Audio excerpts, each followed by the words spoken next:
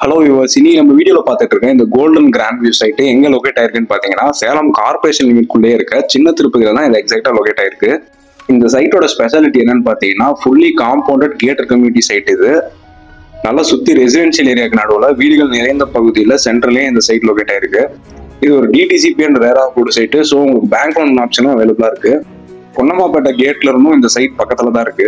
So இந்த சைட்டை பத்தி மேலும் விவரங்களை தெரிஞ்சுக்க ஸ்கிரீன்ல தெரியுற நம்பரை கான்டாக்ட் பண்ணிட்டு சைட் விசிட் பண்ணி பாருங்க. தேங்க்யூ.